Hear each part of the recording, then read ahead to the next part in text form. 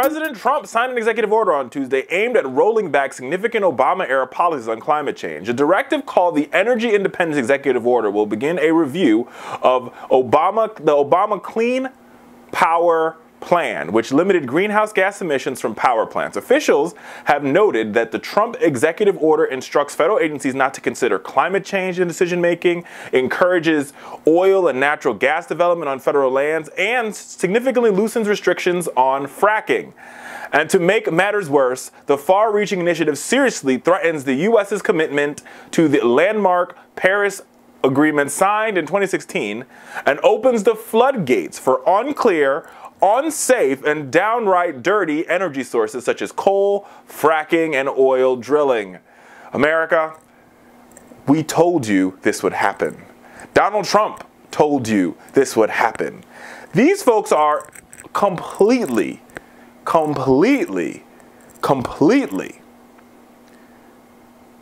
they have one goal here, and their goal is simple. They want to drill and frack and burn as much coal as possible. And it doesn't help the little guy.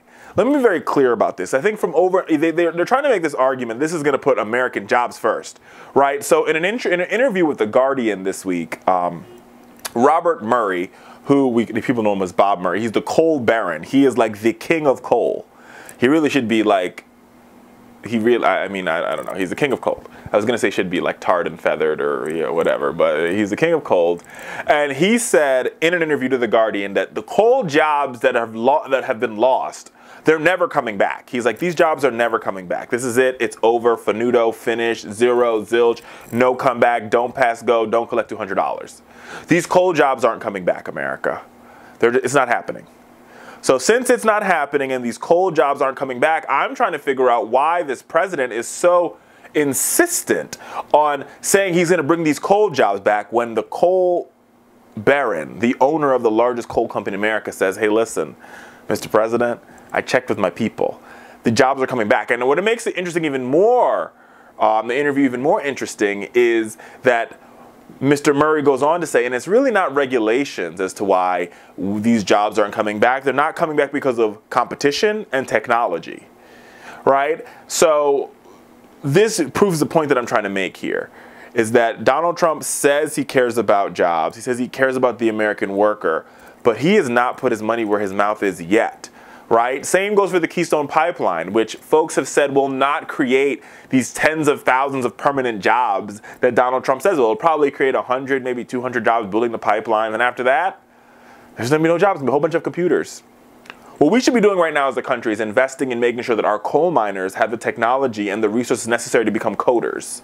Right? We should be making sure that our guys who are doing fracking, right? So the pipe fitters that are doing fracking, we need to create enough resources for them so they could go and they could start building personal computers, right? We've really got to start to retrofit our economy for the changing globalized world. We can sit here and be sticks in the mud like Donald Trump wants us to be, or we could actually work on trying to get things done to make sure that people have jobs both now and in the future. Not to mention the fact that we could also create new sources of energy and create new industries. That's what President Obama did when he came to office. This time 8 years ago in the stimulus package, the president made an investment in green battery technology. Everybody thought it was the fluke back then, but now America went from having 1% of the green battery technology industry now having 20% of the market share. Same goes for wind energy and water energy and solar panels. These are where we could actually make investments and we could actually create jobs, right? If we were to commit to solar panels and committing to every house in America being giving a tax credit to get a solar panel, we could create jobs with people installing solar panels on top of your house, on top of your homes. But the Republican Party, the grand old party, is exactly that, old. They believe in the old way of doing things, i.e. if you're not drilling, if you're not fracking, if you're not burning, then you're not doing it correctly. And that ideology is not only wrong for America, but it's wrong for the it's wrong for the water that we drink and the air that we breathe. Remember a couple years ago when the people of West Virginia couldn't drink the water because the fracking mine a couple miles upstream had polluted the water to the point where people couldn't drink the tap water? In the era of Donald Trump, this is going to be uniquely worse.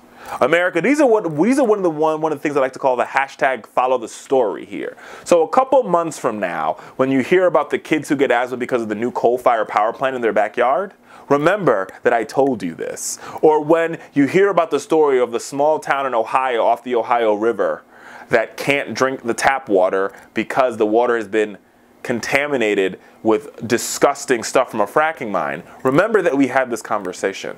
When another coal mine collapses and 20 miners are stuck underground, remember that we had this conversation today. And remember, Donald Trump's energy independence or directive, it's wrong.